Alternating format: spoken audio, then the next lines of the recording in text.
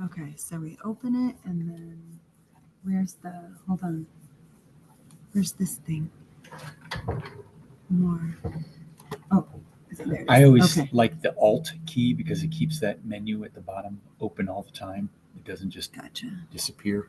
More, what is it? Live broadcasting? Live The on second YouTube? one, very good. Live This on custom streaming service. Uh-huh. It's doing what it's supposed to do.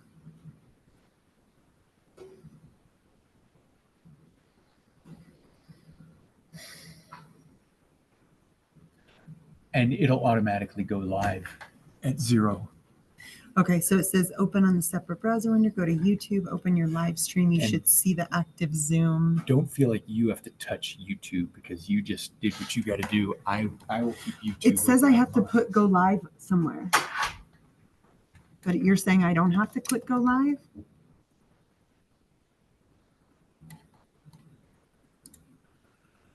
Oh, here we go. The go live button in the top right corner will turn from gray to blue. Click it and the connection will go live. Oh, that's what'll pop up when that hits 0. When that hits 0. Yeah. Okay. So leave this here. So do keep your YouTube up until you go live, and then I'll keep an eye on the live stream from here. So you can stay focused on the Zoom and the spreadsheet. All right. Zoom, I'm going to put over here. Oh, wait, how do I turn off the, I want to mute myself, right?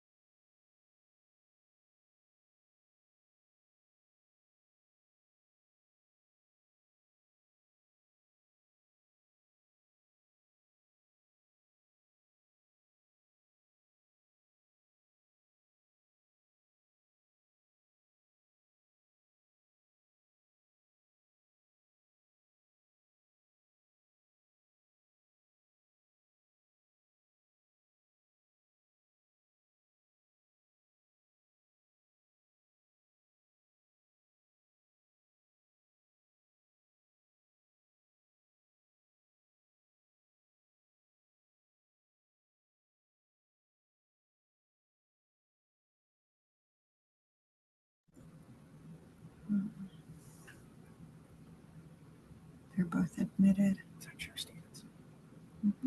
Garrett, can you hear me? Thank you. Hi, Chair Stevens. Hi, how are you?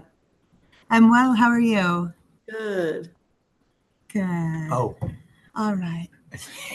Sorry, I have my earbuds in. Phil is sitting next to me. This is Lexi. This is my first time navigating the Zoom and the YouTube live stream for you guys. So I Well, wanted thank to you for doing that.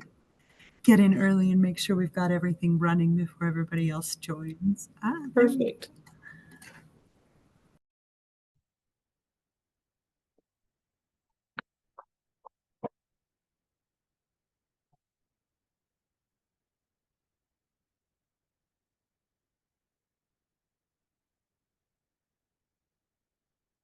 Good afternoon, Chair Stevens.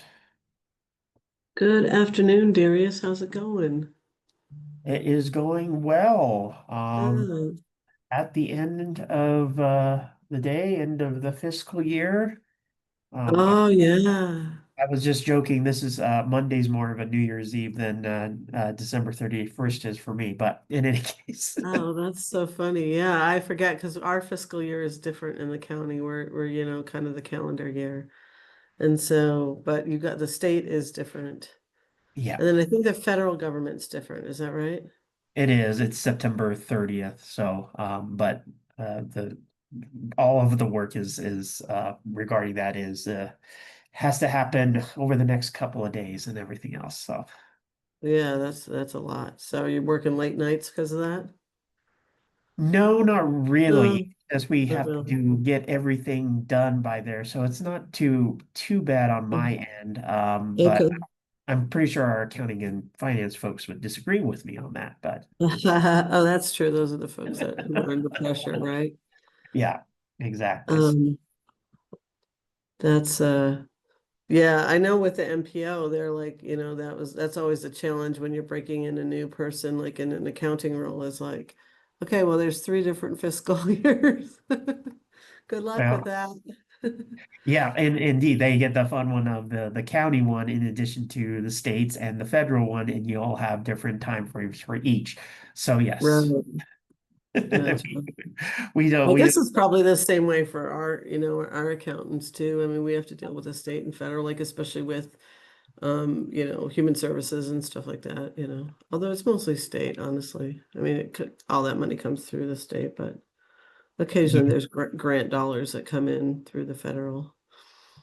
Yeah, there's certain particular things that come up on September 30th that you have to keep in mind for the federal government, but it's few and far between with what we have to do with the state. So, and anyway, so Yeah. it is getting close to New Year, fiscal New Year's Eve. So, Wow. Yeah. I know that's how we feel at the end of the year because ours is at the end of the year where a lot of people are celebrating holidays, right? And our accounting staff is like desperately trying to get things done at the mid to end December, and it's that's that can be really challenging. yeah, and, yeah, it can be, yeah, exactly. It's the same in the middle of the summer. I think you got to put it like in the springtime, and then Right. give vacations. When it's snowy and no, you don't have anything else to do, but it's not the holidays. I don't know. Yes, exactly. All And right. do we think we're going to have everybody today? Well, we do know that Director Wheeler said she was not able to attend. Director Holguin says she might be late. We do have Okay. Director Stockinger on, so There he is. Hello, Director Stockinger. Hello. I'm at City Hall, so interestingly, I have a meeting right after this one where I'm the vice chair of the Urban Renewal Authority, which we do with the city of Fort Collins. And I used to be a city council member, so I used to hang out here all the time. But today I was like, if you guys want me to be on time for my next meeting, you're gonna have to find me a room at City Hall because I am, the county building's just a couple blocks away, but it would, by the time I park and do all that or whatever, and so they found me a room here. So I'm in some different digs today, good. but I'm it's glad fun. It's like a homecoming though because I I was here 6 years. indeed. Unfortunately, we don't have that. Our old building was torn down, so we can't go visit. I think Oh, it's just a a lot right now. The last time I drove by it, but your new building is slick though. It's it nice. is. It is very nice. So, and Yeah. after the quick mini move we did with allowing DOR on here. So, which I think we're pretty much used to where we're at currently with the new digs as well. So that's been, Yeah. gosh, it seems like it's been forever. It's only been like 4 or 5 months. Yeah. Wow. All right. Where are all our folks? Indeed.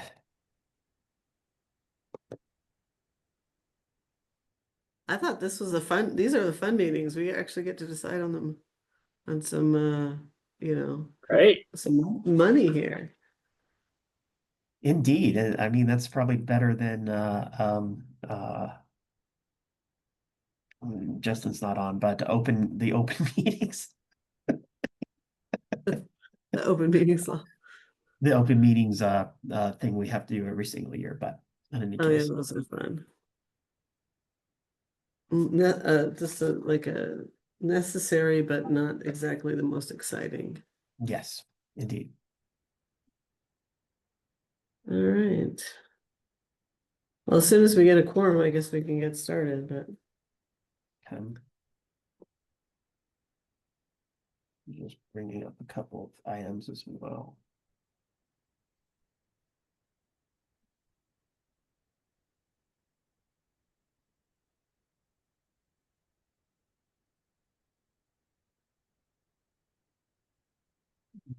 Maybe I should. Garrett, we haven't seen, besides Wheeler and Holguin, we haven't seen any other messages come through, have we? No, we have not, or I have not. did we get any input from them at all around the process? I mean, I guess they were okay with the decisions that we make here. Yeah, They I will know, well, I mean, technically the board can take action with as long as you have a quorum on there, and then that would be the opinion of the board, so to speak, with that on there. So if there's Yeah. based on the timeline that was put into place, we had put into the grant, what we presented publicly on the grant, that decisions would be made today. So Okay. that gives enough time for, notices to notice Mhm. award, not to proceed, but award to go Right. next Yeah. month. So we do have 3 so far today, so we'll I guess we'll have to give it another few minutes, because otherwise we can't take any action without one. Action, yeah, and it is an action-packed agenda. Yes. Darius, remind me what ends up being a quorum. Is it 4 or 5? It's 4. 4, okay. Yeah, so we need one more for a quorum. And Director Holguin, I saw your message that you're not going to be on camera for a little bit. That's perfectly fine.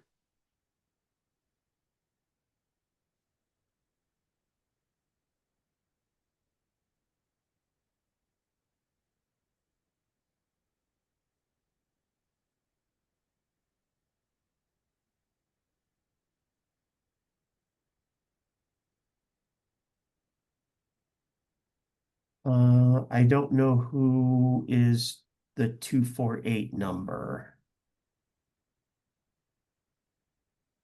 Hi, this is Jessica Furco with the Air Pollution Control Division. I'm calling in from the phone today.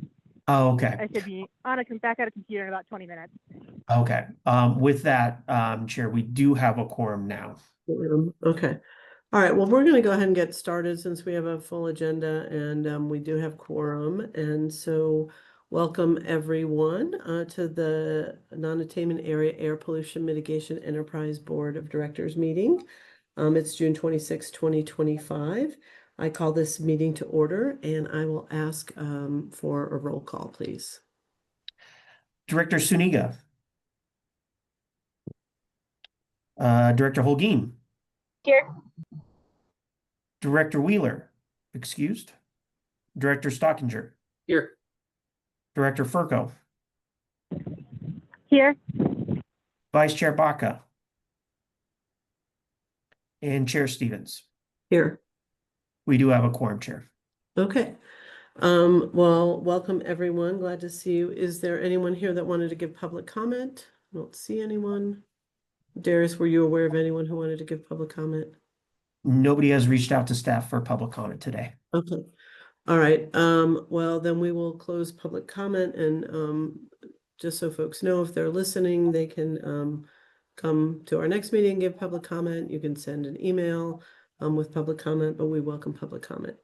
So the next item we have on our agenda is a decision item, which is approval of the minutes from the May 29th, 2025 meeting. Is there a motion for this one? I'll move we approve the minutes from last month. Great, thank March, you. I guess. Is there a second? Second. I'll second. All right, there's a motion and a second. Any further discussion on this item? Seeing none, all in favor say aye. Aye. Aye. Aye. That motion, okay, thank you. That motion passes 4-0. And so we will move on to enterprise budget and program updates. Thank you, Chair Stevens.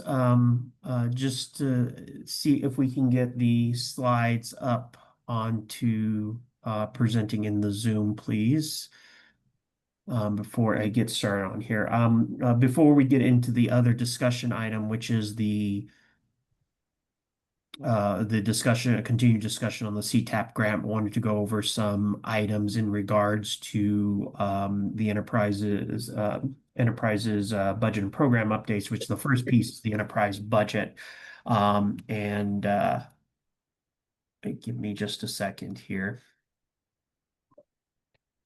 Are we able to see that now?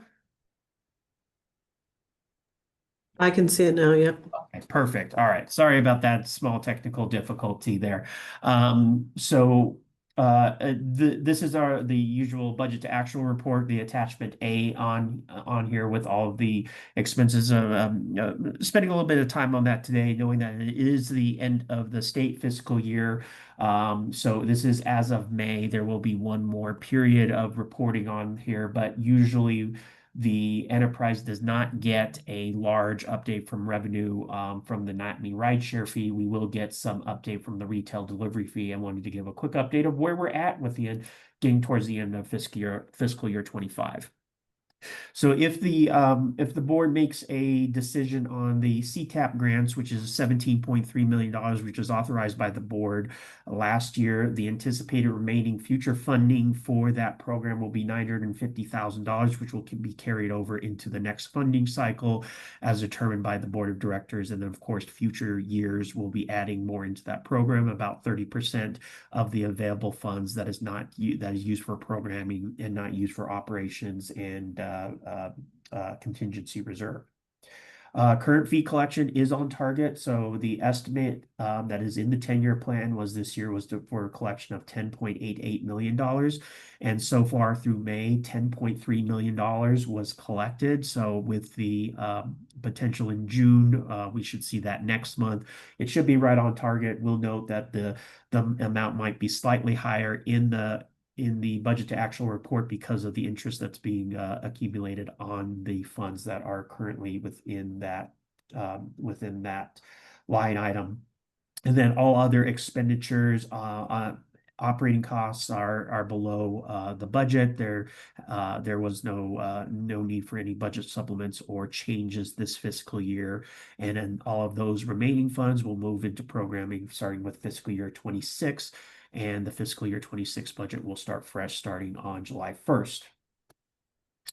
One other piece is the one item in regards to reporting that's coming up, which is a joint report, I believe, that was required under Senate Bill 21-260 for a report from all the enterprises to the Transportation Legislative Review Committee that will be due in the 2026 legislative interim. Wanted to bring the board aware that may be coming up over the next year. It is not something that's imminent, but that will be a potential discussion topic probably at the beginning of calendar year 2026 as that being done. And it'll dovetail nicely with the annual report, which of course staff prepares for the board's consideration in December of 2025. That will place out on there. Staff is preparing to send out award letters to grantees, and we'll be working on intergovernmental agreements between the enterprises and potential awardees of those funds based off of the decision today. And then in the future, staff is preparing potential presentations on future topics for board consideration, including the NAAPME BRT program that was discussed previously, and the public accountability dashboard with potential awards for the CTAP program. It seemed like a good time to bring up that for the board's consideration and to provide comment as we show what the enterprise is funding in the future. And this is just a quick look into the future, a potential annual meetings training, and then of course probably in August having those discussions on the dashboard and the BRT program. And that's all I had, Chair, unless there's any questions. Thank you, Darius. Are there any questions about what Darius just presented? Kind of what's happening in future meetings and budget and all that? I don't see any hands raised. So I think we're good to proceed. And I want to welcome Director Suniga is here. And what everybody's excited here and we're all here for today is the Community Clean Transportation Assistance Program. And we will start reviewing the applications. So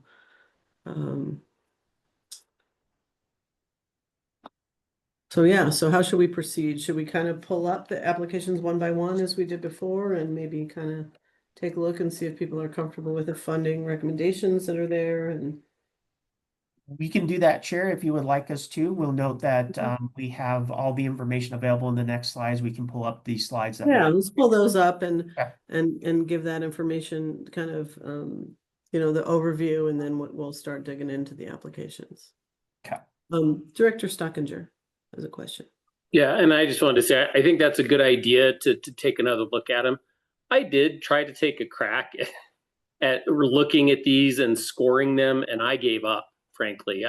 It gave me a newfound respect for the folks on our teams that do this stuff constantly.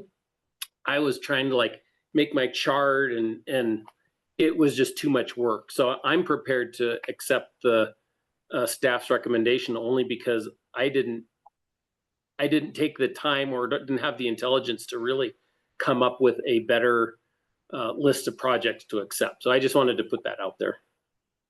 Yeah, thank you, Director Stockinger. It gets kind of unwieldy as you kind of try to juggle all these different applications, and it's not the easiest thing to score. So yeah, kudos to the staff who did that work. And I think it's really important for, I remember I dug into some of, kind of the DI, because I know that was some of the conversation we had last time around, did we feel like that engagement was sufficient and legitimate, which I think that, maybe that comes up again today, but, I think that we should talk about that if we have any questions on any of these applications. But yeah, Darius, let's move on to the sort of summary pages, and then we'll go from there. Absolutely, Chair. This is the summary page of all the applications that were received, which was around 20 applications requesting $50.8 million based off of the scoring criteria that was established by the board, evaluation criteria established by the board, and based on staff reviewing these evaluations based on that criteria, have recommended 11 applicants for awards this round. Appreciate the quick, let me rephrase that. Appreciate the call outs on some of we wanted to make sure that the communities were in the right geographic areas, and that should be reflected on here. So about 8 of the applications, 40% came from Denver metro area, 12 of the applications came from North Front Range, and then the recommendations that staff came up based on the evaluation criteria is about the same percentage as what came in. And you're able to see that in the blue and the green in the pie charts in the lower right-hand corner. The application criteria and evaluation criteria, as established by the board of directors, before this notice of funding opportunity went out in November. The projects, as long as they are eligible entities and as long as they meet the eligibility requirements established under 43-41303, which refers us back that it has to be eligible under the CMAQ program. The board also decided that it needs to focus on one of the 3 funding focus areas as established by the board of directors in the 10-year plan. And the evaluation criteria is as follows: looking at emission reductions and ozone precursors for the project, how the project is located within supports a disproportionately impacted community as outlined in state statute, its demonstrated outreach with DI communities, and how it would address identified needs and issues, and include a comment on how the project would improve economic opportunities for individuals in DI communities. How the project meets the business purpose of the enterprise in the 3 funding focus areas, if it's already been prioritized in a local, regional, or statewide transportation improvement plan, as identified in state, local, or federal statute, likelihood of successful delivery, including or not limited to commitment for long-term maintenance, improving the safety of the traveling public, especially vulnerable road users, demonstrates improvement or expands transportation choice, including improvement of neighborhood connectivity in the sponsor's region and community, and the quality of the application, which leads up to potential 100 points based off of the scoring criteria that was discussed last year and approved by the board. So I'm going to go through these projects fairly quickly. We spent a lot of time with it. If any of the board members wants to stop, feel free to raise your hand, and I'll stop so we're able to get through some of these items. So these are in order of the average score based off of the staff that has reviewed them. So the score right here, 89 out of 100, is that average on there. So number 1 is, of course, the city of Greeley Connected, which is the establishment of 4 mobility hubs integrating public transit, biking, and walking in the city, asking for 1.3 million.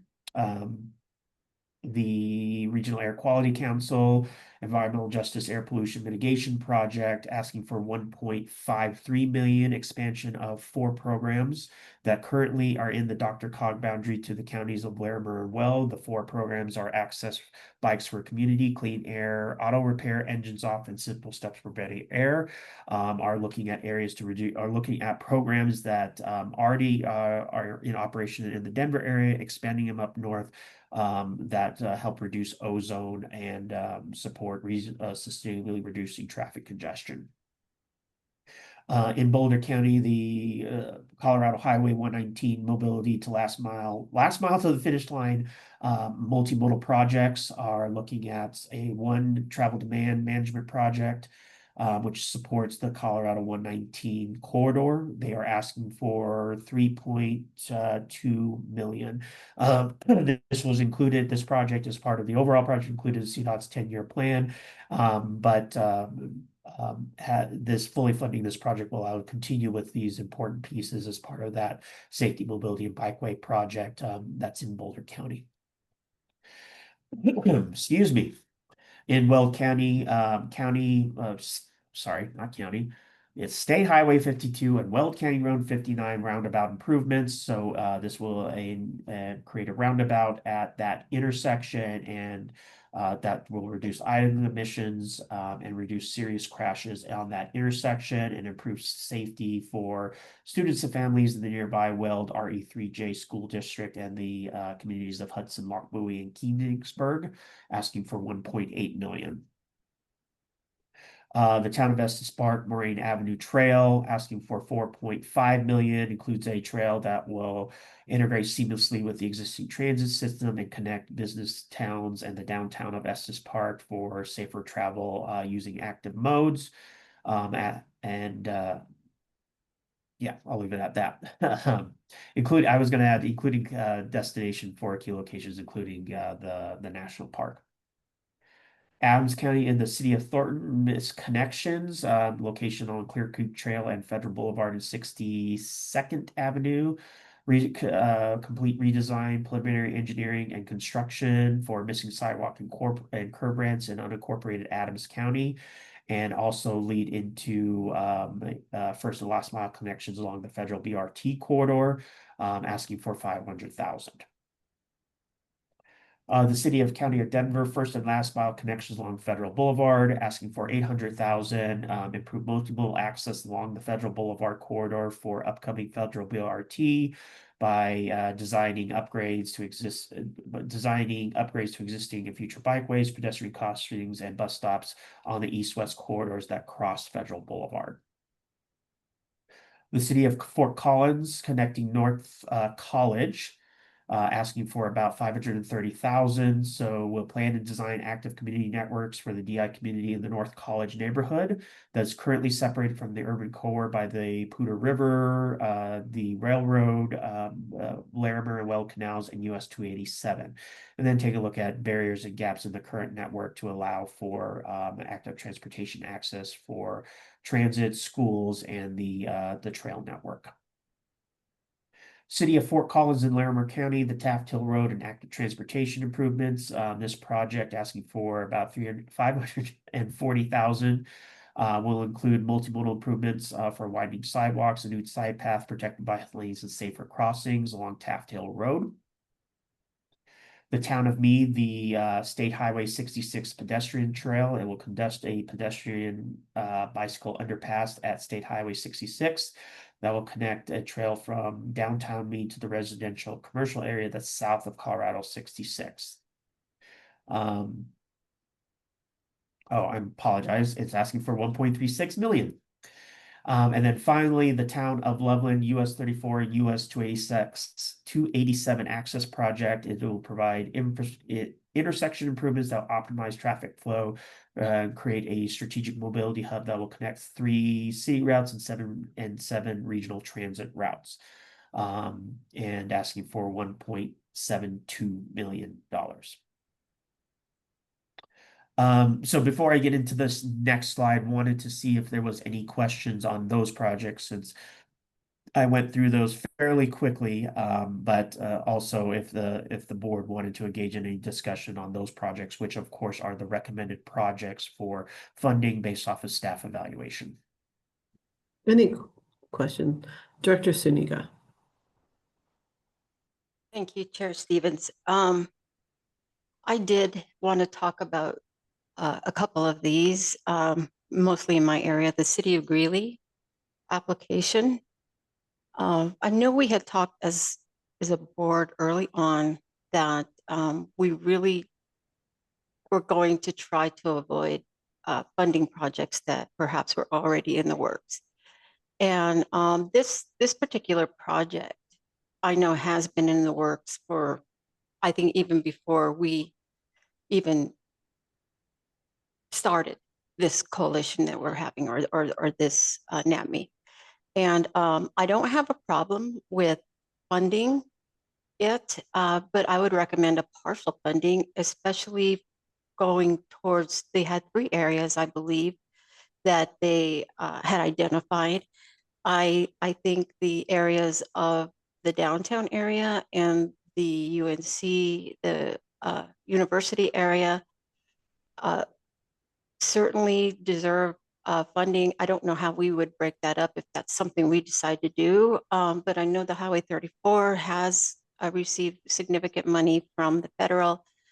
And again, I was on city council, and that was 4 years ago or so, when this project started. So that's the only thing I want to comment on. I would like to throw out there the idea of maybe doing a partial funding for that. And we talked also about the roundabout in the Keensburg area. Well, that project, as it has come to us, I know they had requested to waive the match that we had required on these projects. I feel that's not really needed, because our county, the Weld County, as far as the commissioners, I feel that they certainly have the funding to provide the the match. They're currently working on a project that's going to cost $30 million, and they're flush with cash to pay that without a bill. So in other words, they have the money to pay for that project. I feel that, well, yes, this will reduce, will increase safety and reduce accidents and traffic congestion. I do not feel that they qualify for the waive of the match. With that, I'm done and open it up to others. I apologize, Chair, if I could respond to Please the go ahead. last. I can't find the raise hand function here, so I apologize. The Colorado 52, Will County Road 59 project, in terms of the reduced match piece, they, based on what they had put in their application, staff worked with them and determined that they do not need to request a reduced match on there.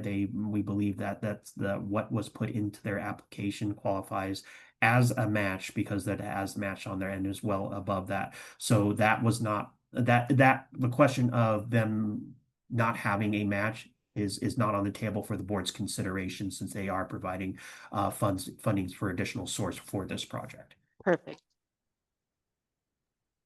Thank you for I'm glad that explaining conversation to us. was held because I know they had requested that early on, I thought. But yeah, great. Thank you.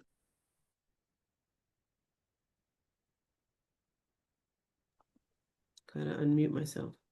Does anybody have any thoughts on the Greeley project receiving partial funding? If I could, Chair, just so we're clear, Director Suniga, the one that I have on the screen now, the City of Greeley Connected, is that the one that you're requesting partial funding for? Yes, and I also feel that the two locations that I recommended are definitely in DEI areas. They said they had some community meetings, but I think the question still loomed that where those meetings were held, were they accessible to areas at risk and stuff like that.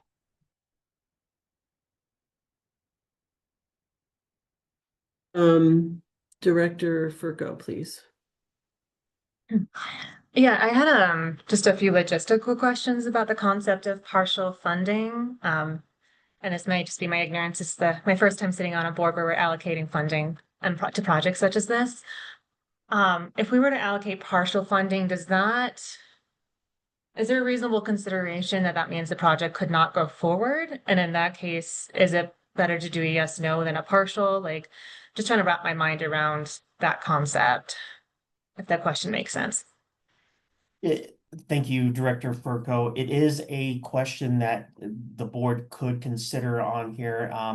The evaluation is based off of the application that is provided, so the board can determine based off of the funding priority to make all or a partial funding, and has the authority to award anywhere from $1 up to the total ask. What we probably cannot do is to direct the funding to somewhere else that is outside of an app that hasn't been put in specifically to an application as part of this. That would be a different type of mechanism that I have to be placed on there, which we'd have to determine if the board even has the powers to do so. But the board could, it is a question that could be under consideration, and the board has the ability to award all up to the $1.3 million allocated. I don't think you could allocate more than what they have asked for, though. Okay, thank you. I appreciate that clarification. Director Suniga. Thank you again. Did they, as with Director Herman, I had trouble with that, and yes, much gratitude and appreciation for the staff to do those matrix things. But did they submit a separate budget? I mean, a budget that had these items, like this would cost this much in this area, that much in that area, that we could kind of look at to see if this is a suitable process? So, my question is, are you still able to see my screen? Because I'm trying to see if we're able to go into Yeah, that we can. to answer that particular question. As part of the application itself, They submitted these various costs on page 21 of it, which is 1.1 million on regional mobility hub, includes the following items: solar panels, landscapes, e-bikes, e-scooter docking stations, bike racks, and fiber connectivity. And then it looks like for the community mobile hub, something similar for 700,000.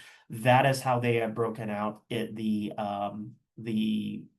potential costs as part of their application. So we'll go, I guess, basically breaking it out based off of what goes into the regional mobility hub and the community mobility hub. And for the 1.7 million, they're providing a $340,000 match, which is where we're at on there. And you give me just a little bit, I can, there's other information as part of this that they include as part of some of their alternative pieces on there. So if a question on to fund one or the other, there's alternative information, which I apologize, I don't have that.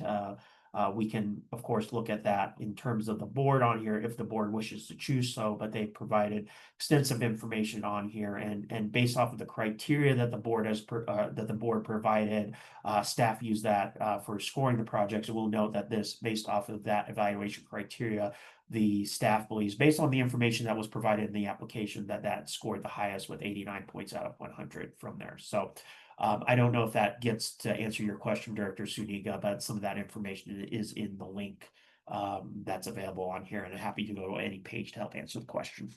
Oh, that's great. And so I'm to assume the community hubs are the downtown and perhaps the university area?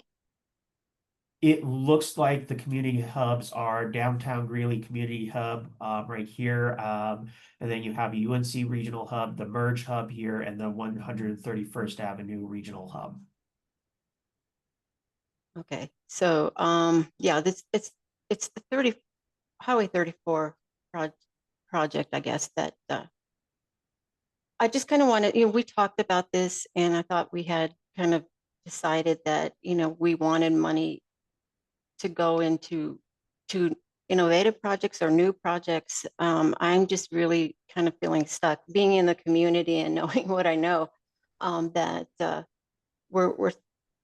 we may be, well, there's more to it than that, but we may be throwing money at something that had some funding, but has been diverted to another huge project here. So, I mean, that's just my opinion and my recommendation, but I definitely will go with the majority of the board on this. Yeah, I mean, I don't know about any other funding that they have. I mean, I do know that they got some funding on 34, but I mean, it's a huge project, so I don't know.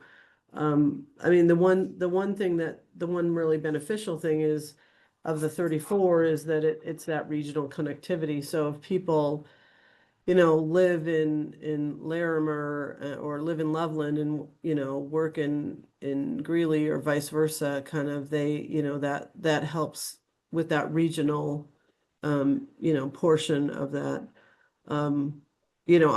There again, I don't know if they've diverted funding at all, and it's kind of hard to tell that from the application, I mean, if, so, we're kind of left with what's in the application. I mean, I think that, with regard to their engaging with the DI community, I agree that it's not quite clear. They engage with the community. It's just not quite clear how much they engaged with the DI community, because they talked about community meetings, but they didn't really say who was there or if those, community meetings were, had translation available, or, I mean, there wasn't that level of specificity, and that's one reason I think we can look at the application in the future of how to really make sure that we're seeing the things we want to see when it comes to engagement. But I mean, I'm inclined to support this project, but if others are struggling with this one, I will, I definitely want to hear that too. Well, having been a part of this project discussion when I was on city council really makes me feel like, I would have hoped the city of Greeley would have had their ducks in a row before they started a project. And having, the funding for that.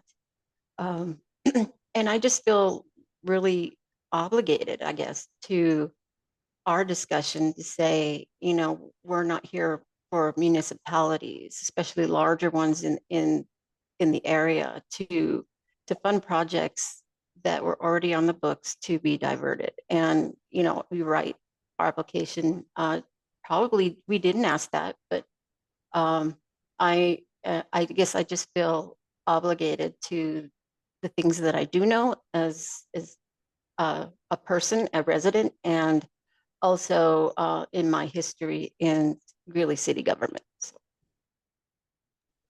Yeah, thank you. Darius, is there anything in the application that speaks to sort of the funding, what the funding, beyond what you've kind of already shown us of like where they have gaps in their funding and what that looks like at all? If I could refer to staff on that, I don't know that specifically offhand.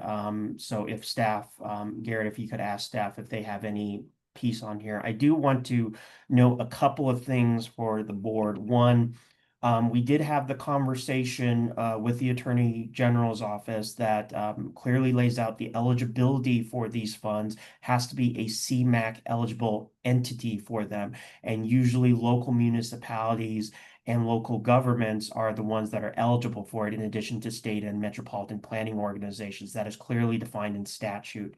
And the board did agree to put into its evaluation criteria as part of its effort for success in looking at making sure that the project would go through. Has it been approved in a state, regional, or local transportation plan as part of that and as part of the evaluation piece? Now, in terms of have they taken away fund from another potential project in order because they believe this is on here, that is probably not a question that we would know, or I don't think we would see in here if that was put into the application. But of course, we can only evaluate the project based on the application that is presented.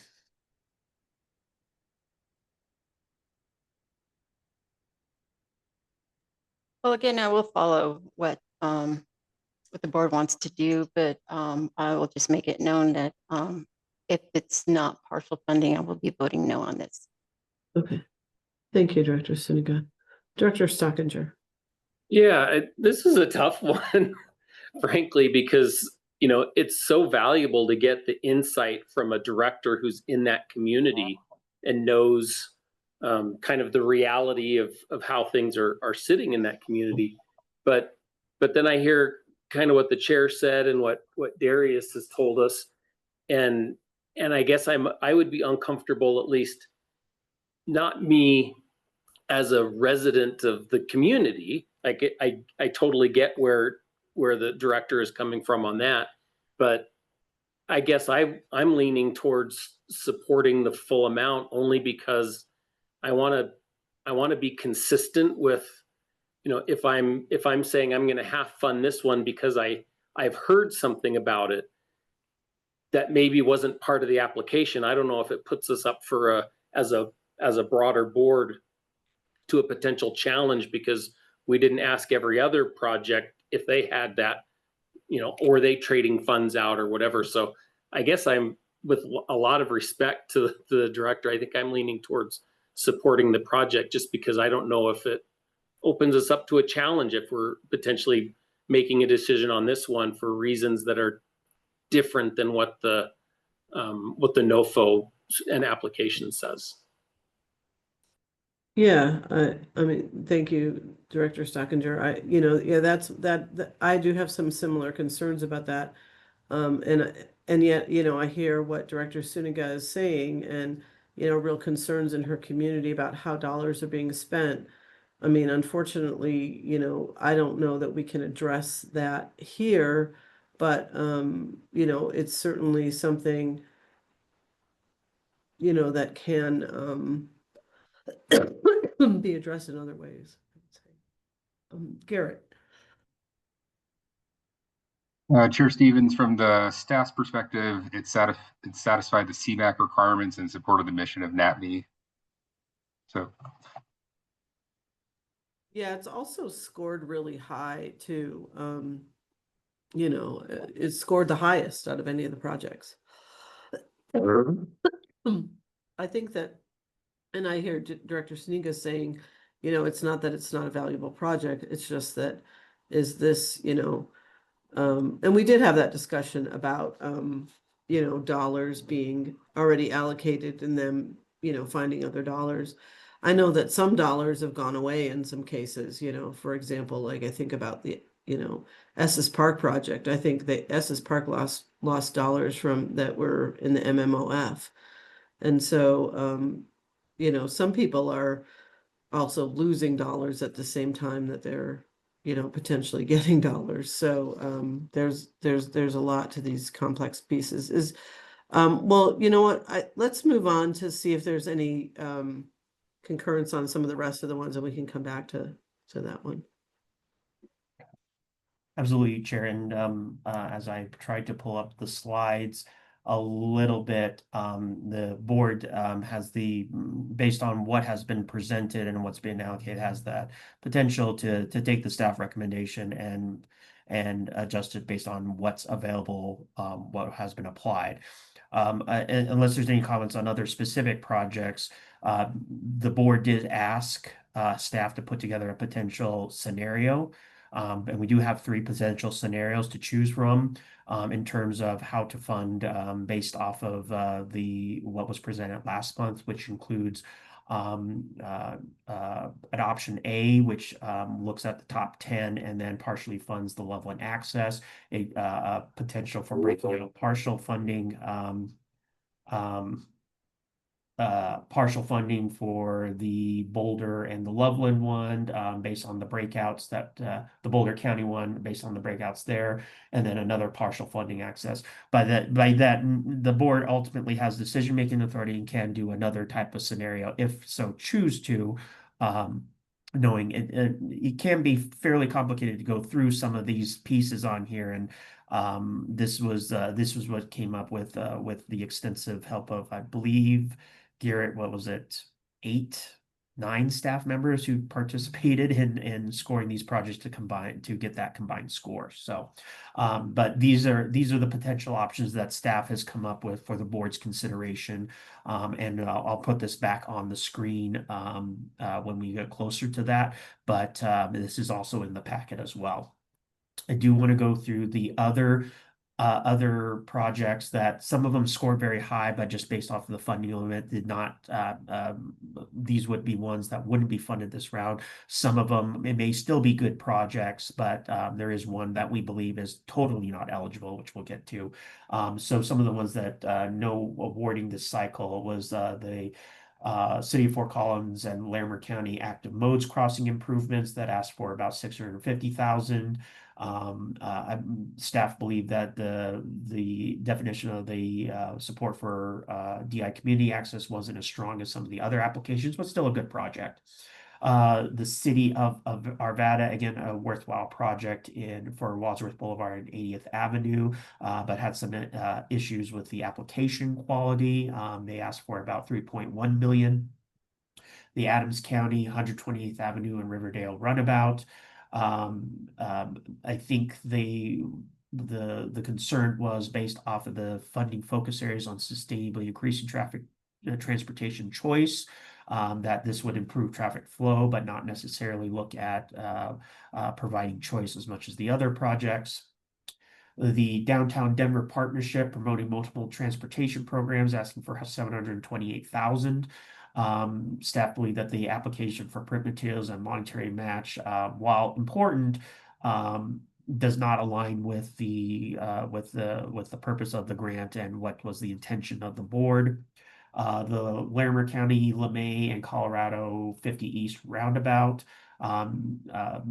Still a good project, but not located within or supporting a DI community, asking for about $1 million.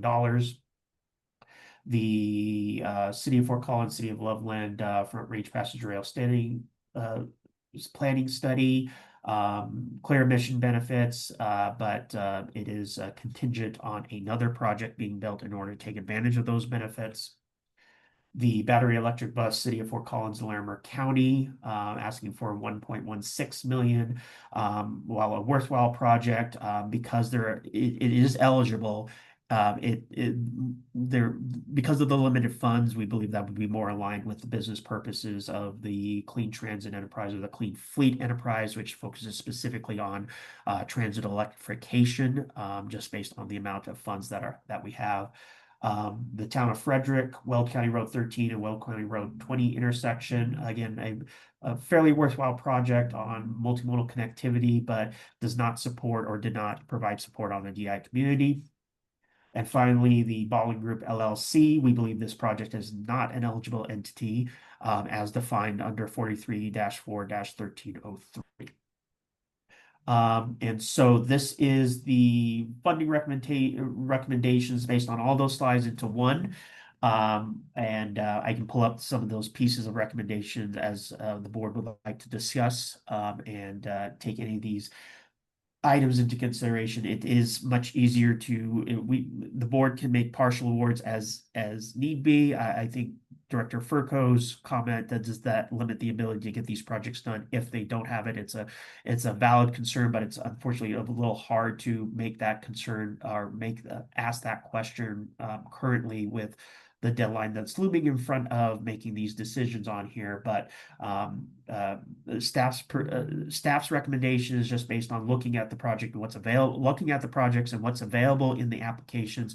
Option A would be the easiest to implement, which is looking at funding the top 10 and then partial funding for the town of Loveland piece, but is open to other suggestions if the board would like to explore that with some of the other projects that are available with it. We can, based on your guidance, Chair, decide how you would want to identify that and put for consideration with the board today. Okay. Director Furco. So I have another partial funding question. And this might be too hypothetical, and if so, just tell me. But if we ran into a situation where we chose to partially fund some of the projects, and then we hear back from the recipients, they're like, thank you so much. However, we're not going to be able to use this money unless it's all of it. Would that be something we could roll over into a next funding cycle, or would we be able to look at the other projects that have been applied and do pick a second round? Well, the board could open, I think rolling it into another cycle would probably be what I would recommend. Opening it for a second cycle, it would depend on how much you would have. Let's just say, for example, the entity only is not going to take a $2 million partial award. It's probably going to be hard to give out $2 million than it is $17 million with the work that's required. Based off of doing that, and probably my recommendation will be to wait until we have a little bit more funding from future years based off of the 30% that is identified to come in to use those funds instead of putting out a second award for $2 million. I think awarding another project after the fact probably isn't a good idea either. Okay. Once the awards have been closed, they probably should be closed for this cycle, and then money should be used for a future cycle. Thank you. That makes perfect sense. Appreciate it. Yep. Director Suniga. Oh, you're on mute. Okay, start again. Thank you, Chair. Kind of bouncing off of Director Furco's question, we're going to have another cycle, what we call larger amounts, right? We're still planning that. So there are other opportunities to get the questions that maybe we don't have right now. They could, if something wasn't funded, they could apply again, technically, right? Absolutely, Director Suniga. I think there, as part of the NAAPME program, the idea that will, excuse me, let me rephrase that. The policy decision that the board had taken was taking a look as part of the 10-year plan was to identify how they would want to split out the dollars between the what is now the CC TAP program and what is potentially some of the larger pieces with bus rapid transit in both Denver and the North Front Range area.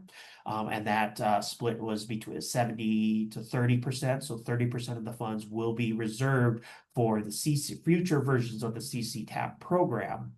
And while $2 million may not be the case, usually apologies, I'm stumbling over my words. So we are seeing that the enterprise, the fees that are coming in for the enterprise are increasing year after year. So while it depends on when the board would want to do that, probably another couple of years, but I don't know if we'll get to 17 million or if it's going to be over 17 million, but that would be up for the board's discretion. One, when you would want to do a call for another round and evaluate applications, and then two, the board has the discretion to revise its evaluation criteria in future rounds as well, if the board wishes to do so.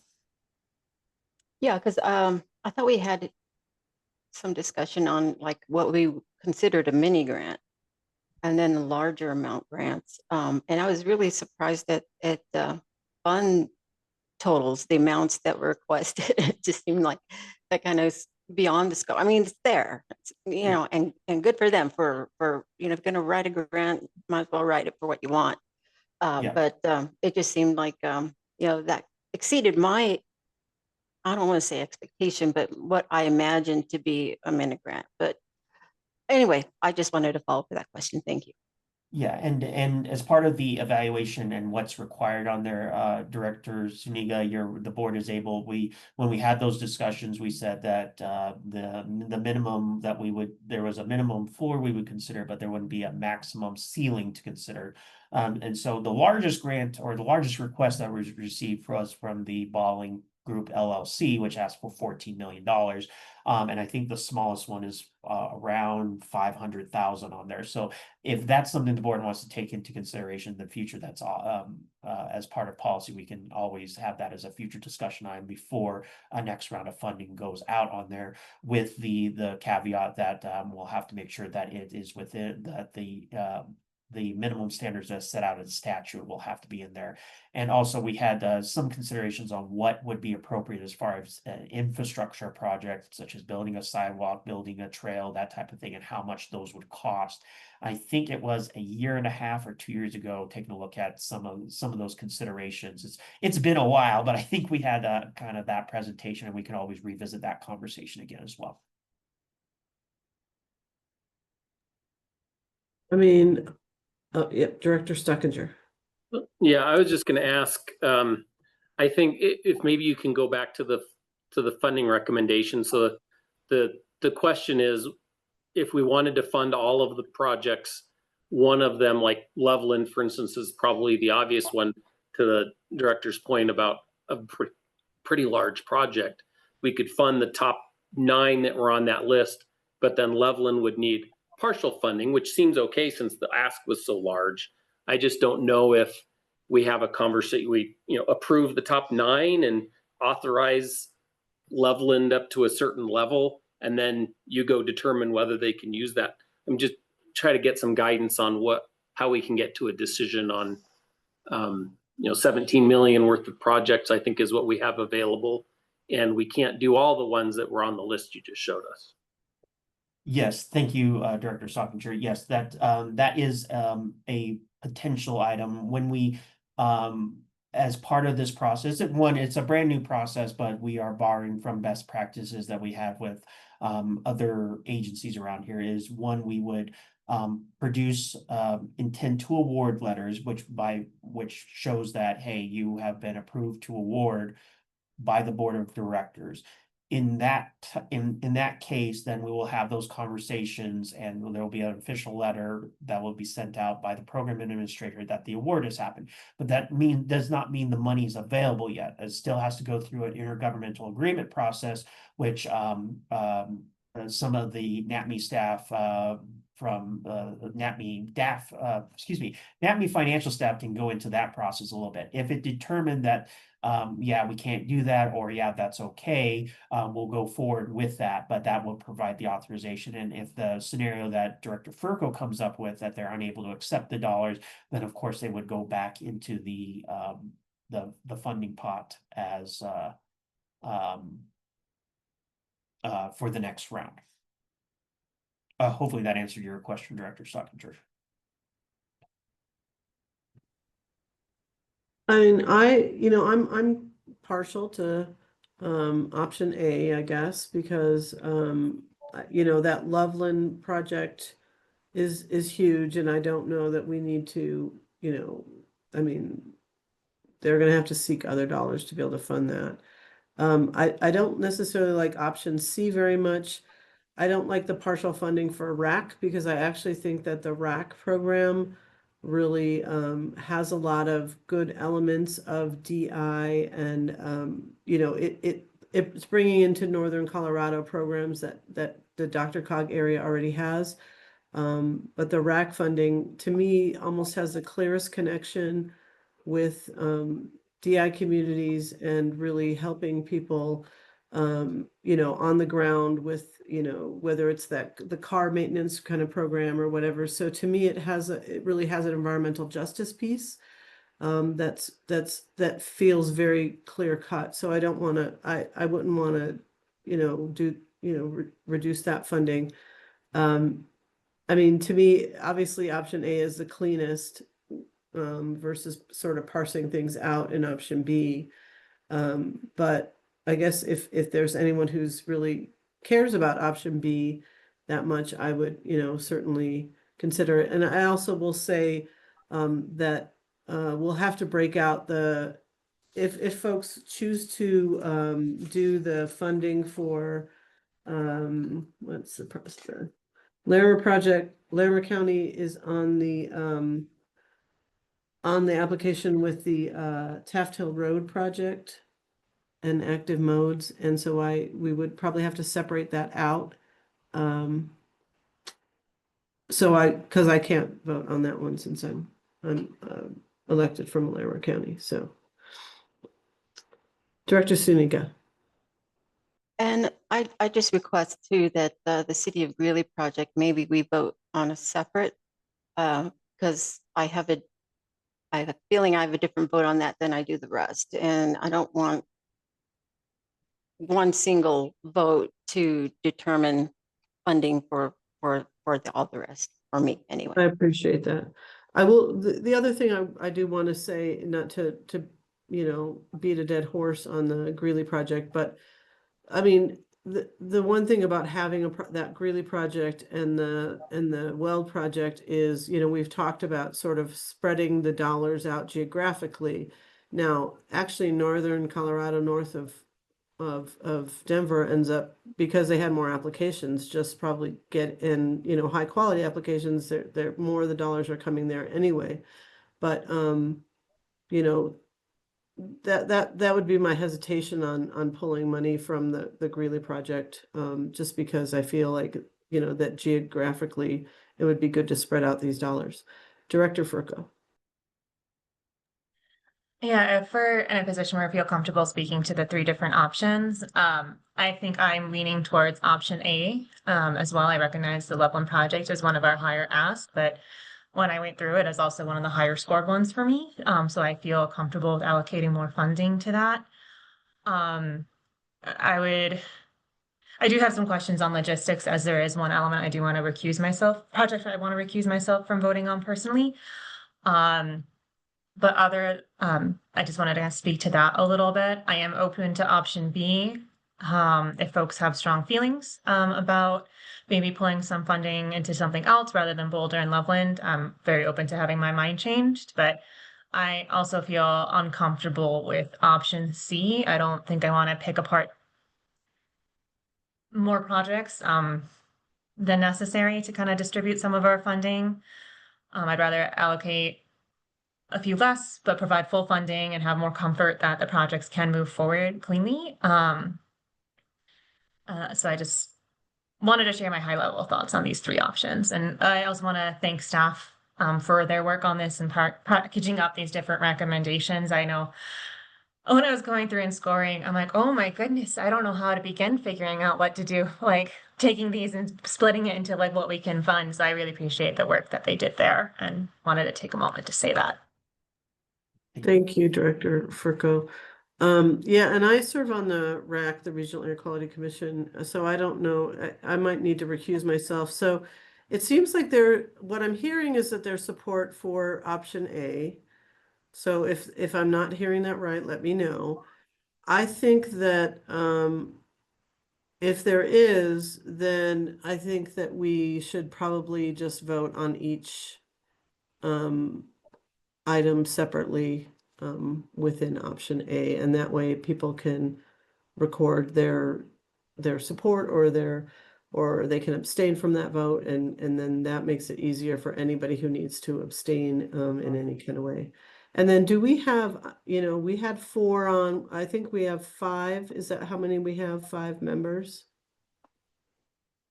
We do have 5 on, I see right now. Board action can take place.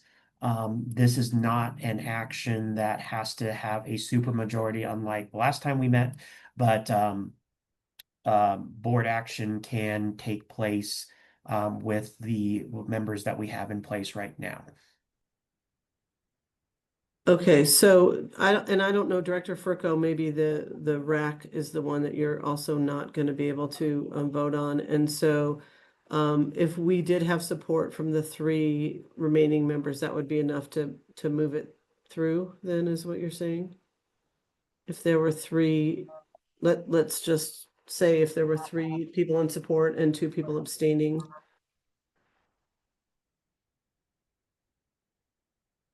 Darius?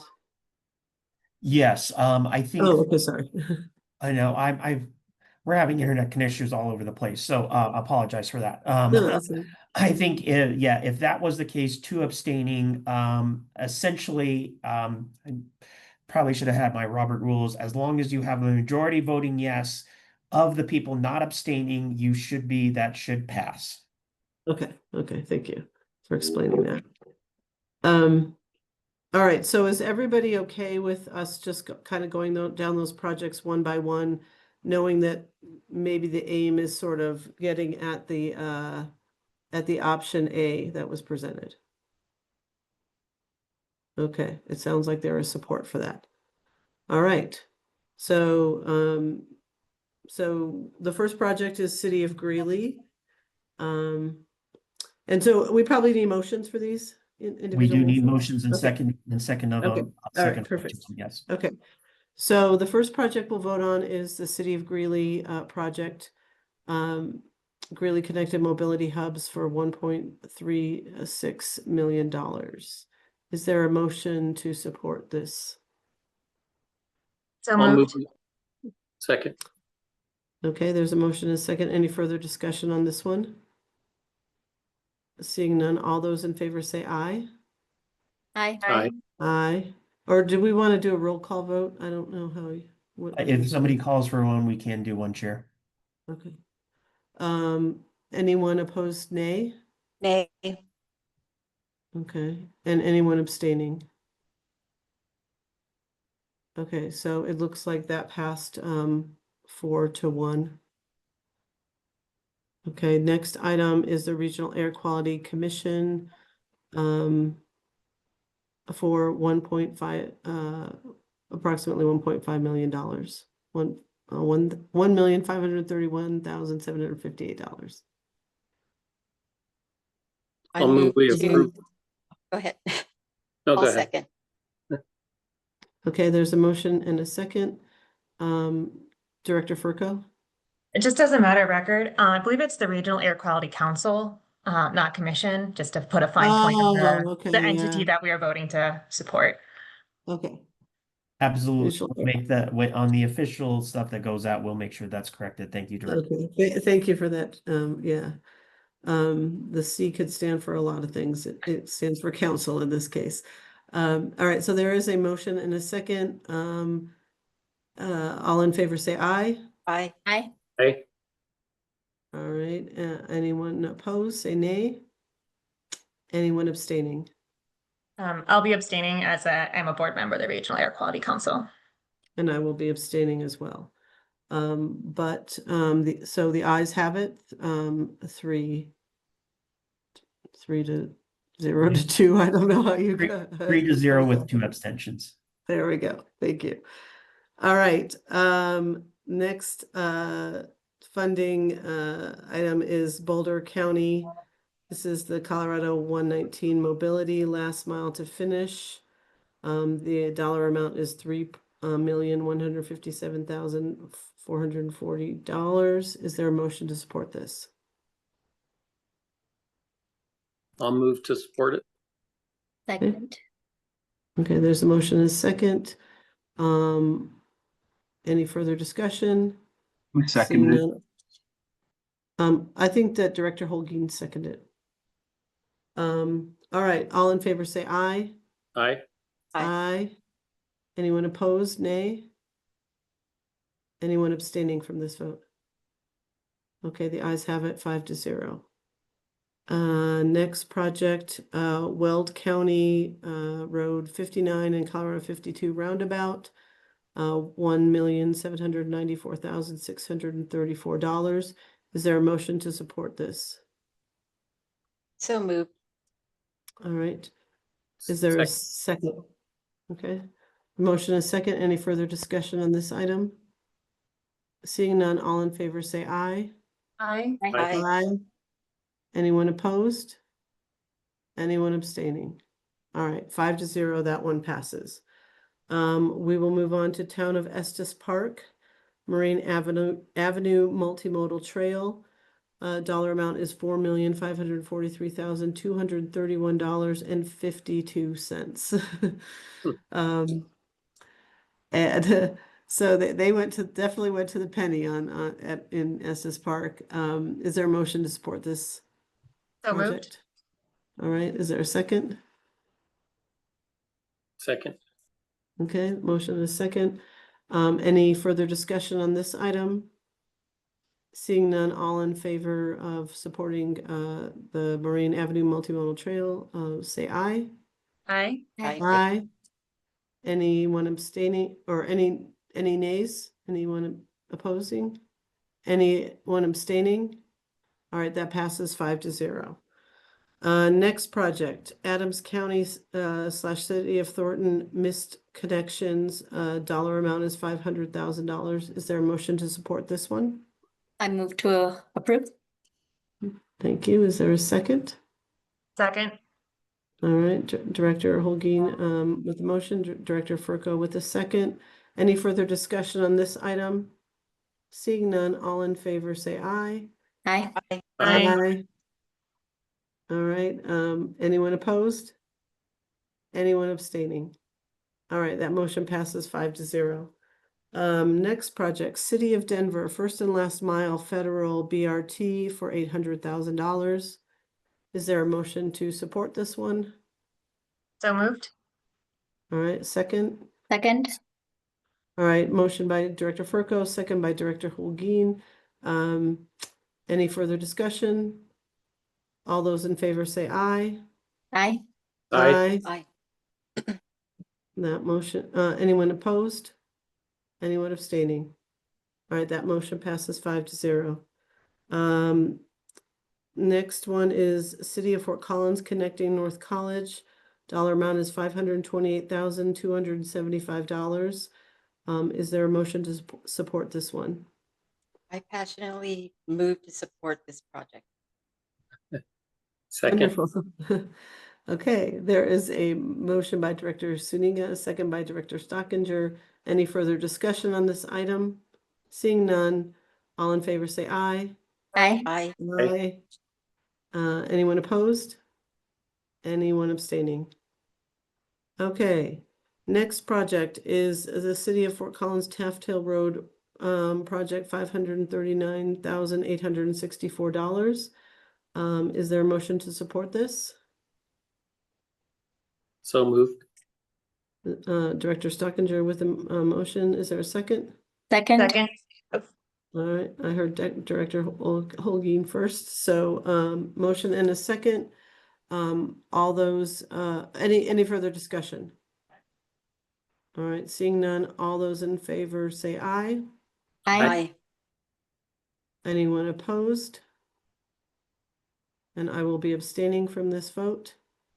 So anyone else abstaining? So that motion passes 4-0 with one abstention. Town of Mead, CO 66, Colorado 66 pedestrian trail, $1,360,000 project. Is there a motion to support this project? So moved. All right, is there a second? Second. All right, motion by Director Olguin, second by Director Stockinger. Any further discussion on this item? I just have a question. Chair Yeah, please Stevens. go ahead. So looking at the recommendations by the staff, were we doing A? Is that top 10? Is this is the 11th? Correct. Oh, sorry.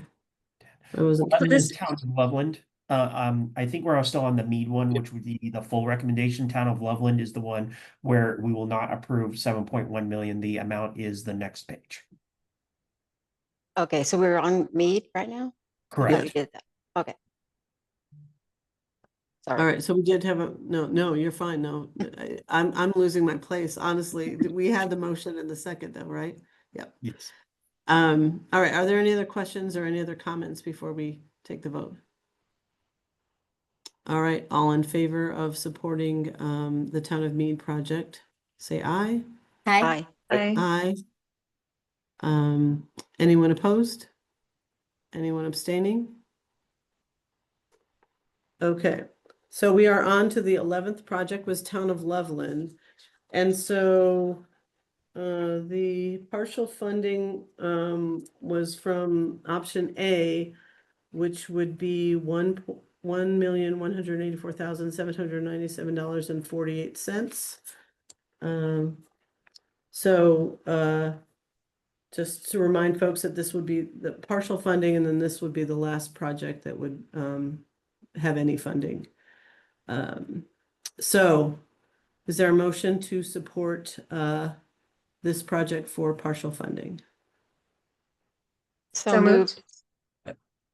Okay, I heard Director Suniga first. Is there a second? Second. I heard Director Stockinger for the second. Any further discussion on this one? Seeing none, all in favor say aye. Aye. Aye. Aye. Anyone opposed? Anyone abstaining?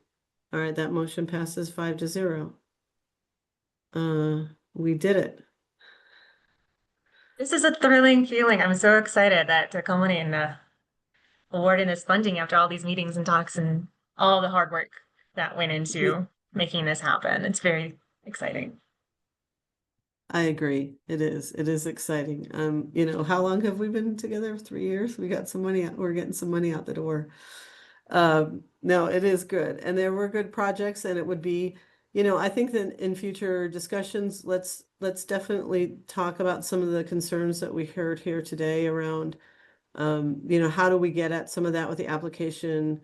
You know, maybe asking a question like, you know, did you already have funding for this project? And is this, you know, supplementing funding that, I mean, maybe trying to get at that dollar question that Director Suniga was asking.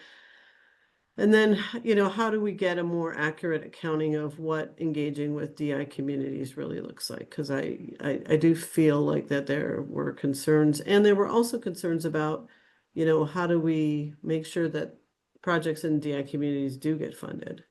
You know, how do we do that outreach, whether it's the board helping with some of that outreach, or what does that look like? Director Suniga.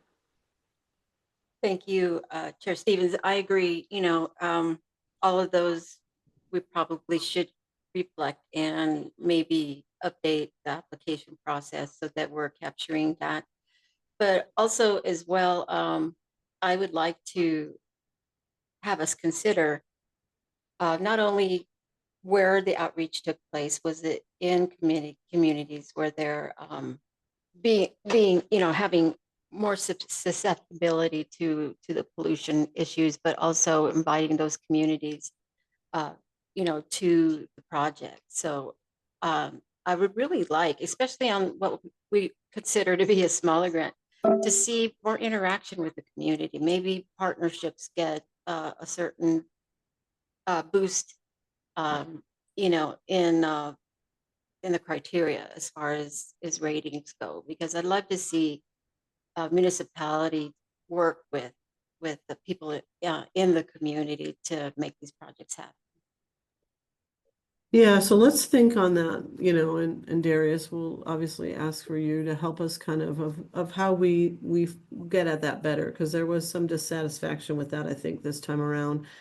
I still think we got some good projects. I still think that we're, definitely funding some projects that are gonna, take cars off the road and provide for, better air quality, and how do we do better, and how do we feel real comfortable, because, and definitely in reading through some of the DI engagement, some things felt more, some things felt better than others, right? And just because you were serving a DI community, are you serving them the way that they need to be served? And that can only be done through really quality engagement.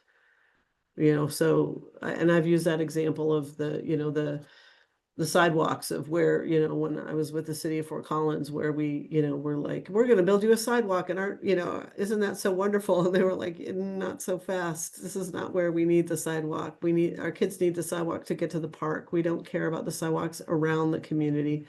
We want the sidewalk to the park. And we changed the project because of that, but we learned a lot about engagement from that. And so, let's encourage people to do better in that space. It doesn't, and doesn't CDOT have a, CDOT still has a director of, like environmental justice, right? It does. I apologize for raising my hand awkwardly because I don't know where the raise hand function in mute is while I'm sharing my screen. So I apologize for that. Yes, and I think that's probably one of the areas that we did engage on, and some of the pieces that unfortunately weren't ready by the time this grant came in, may be ready by the time that comes in. We did have that conversation on the Teams tool, which is specifically focused on transportation, but it wasn't ready by the time this grant came out. So that may be something to bring up. Additionally, the board, the enterprise itself is able to do its own engagement as well. We did a lot of engagement earlier in when we had started to put together the 10-year plan, but there is the encouragement, I guess it's the best way to put it, in statute to continue that engagement. And we did do some engagement to open it up for the current NOFO, having it in multiple languages, having webinars, having facts, and so to speak. And I think the key piece would be how we're able to get out further, and then we can always refine some of the evaluation criteria for the board to consider as we go through this. In the next time this brought up, so we're able to encounter. Gosh, I apologize on this. To meet some of the expectations that the board is looking for and improve on the program in the future. So taking those as some lesson learned on knowing it was the first time on getting a new program on board, and we're able to make adjustments as we go along, versus a program that's been around for decades and decades and already has rules already set aside, such as CMAQ, such as transportation alternatives, and be able to make improvements on it as we kind of see what has come forward and go forward on there. So absolutely, and I think staff is happy to provide further conversations to the board, especially after the getting through the administration pieces of the end of this grant, because while there's no more slides on here, the next steps would be letters of award, but we also want to talk with grantees who didn't get awards on how they can improve for the future, where they can find alternatives for that. Because a lot of them were great projects but we only had so much funding, which any type of grant program you run into that particular area. So that way they have that support needed and point them in the right direction, whether it's another state or federal program. And then talk about what they can do in the future, and take a look at this, that, you know, the enterprise has future funding available and allocated to this, and having that available as part of those talks, which staff will undertake over the next couple of months, and then working with staff with our controller and financial staff, Kay and Tony, on developing those intergovernmental agreements, which outlines the responsibilities of not only the enterprise but the grantee, and then being transparent with our information on this is what the enterprise is funded. This is the ozone reduction that is we expect from this. This is how it relates back to the funding focus areas in the enterprise's 10-year plan, and that will probably be, as I mentioned at the beginning of the meeting, a future discussion topic for the board to take a look on. So, make a long story short, yes, absolutely, we're happy to bring those topics up in future meetings. Great. Any other thoughts on this? Okay. Well, yeah, I think that we'll you know, I think that it's sort of having a how did this process go kind of you know, is a great idea, and really thinking through maybe how we can answer people's questions so we feel more comfortable, you know, Stacy, I don't want to, or Director Suniga, I don't want to dismiss anything that I heard from you, because I think those were really important things for you to bring up. And so let's figure out you know, how we can ask the questions better to make sure we're seeing the information that we need to make a good decision. And Darius, I think you're under react. I don't know if I have the react button, honestly. Oh, okay. Anyway. All right. No, you could just raise your Run hand. into That's the same fine. issue on Zoom when I'm sharing my screen, like all the buttons that are usually on the bottom, like I don't know where they hide. Very embarrassing. And I'm just saying that I empathize. You're doing great. Okay. Oh, it's the sharing the screen that messes it up. Okay, well, that's good to Yes. know. Yes. Go ahead, Darius. In addition to that, maybe asking some of the grantees if they applied, or if they didn't apply, what were some of the barriers for it as well? Because yes, we need technically we're limited on what they provide on how we evaluate, but we don't want to make it so arduous that it turns off folks that don't have as much resources. So finding that correct balance on there, and that's something that staff can help put together as well before the next time. Yeah, that sounds great. Yeah, I like that idea. Yeah, barriers to, yeah. Because I mean, we were all pretty good about getting the message out and talking to different communities. And so, you know, ultimately, why didn't some folks apply then? Or why, you know, some areas of city, or, you know, Commerce City, or I don't know, you know, different areas where, you know, why didn't we see any applications for them? Did they just not have any projects that were, you know, ready at the time that fit the bill, or was it, you know, but yeah, that would be great to do that. All right, well, are there any other comments before we finish out today? Well, oh yeah, Director Holguin, please. Thank you, Chair Stevens. I just want to once again echo my appreciation for the team, because when I reviewed the applications, I realized it's just the amount of work that went into this selection, the rating and selection, is commendable. And so I want to thank Darius and the whole team for getting us through this process, because I quickly realized that I was underqualified to rate beyond the DI answers. So thank you all for the work, and thank you for getting us to this point. And to Director Furco's a comment, I thank you all, because we're finally here after 3 years of figuring out how this is going to work. So congratulations to all, and thank you. Thank you. Well said, Director Holguin. I agree. And I just really am just grateful for this board of how everybody participates, everybody's, voices their concerns. It's just been a really good process, and it feels good to finally have those dollars, going to where they need to go to help with our air quality and to help, communities that really need it. So, bravo, everyone. Thank you. All right. Well, it is 4:25. We'll adjourn 5 minutes early. We not only did a bunch of business, but we did it quickly. So thank you all very much, and Can I look just forward to ask- seeing you. Sorry, I just had one follow-up question. I know, Darius, you mentioned that the next steps were like sending out the award letters and contacting the other applicants. Is there a concept of timeline as to when that would happen? I don't want to be talking to anybody out of turn. If you would, I want to make sure they hear So- from you all first. I will note that the meetings are public, so awardees will know now. I think we're having a couple of technical issues, as you know, as I noted earlier. So I think technically that if folks are following, they will know. But the official award letters will go out from the NAAPME staff no later than July 31st was the deadline that was approved by the board.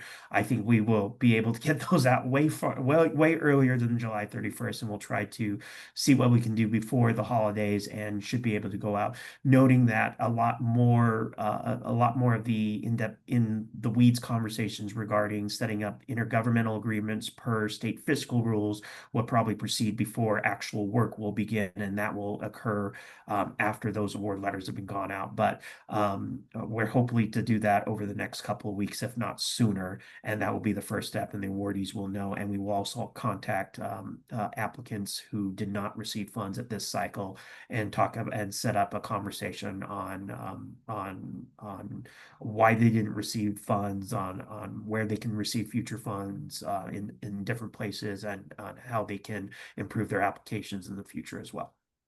Appreciate that. Thank you. Thank you. Yeah, I guess it's in a public meeting. It's it's already public, although I don't think there's many members of the public on right now. So, all right. So we are adjourned at 4:27. Thanks, everyone. Thank you. Thank you. Thanks. Great job. Thank you, everybody.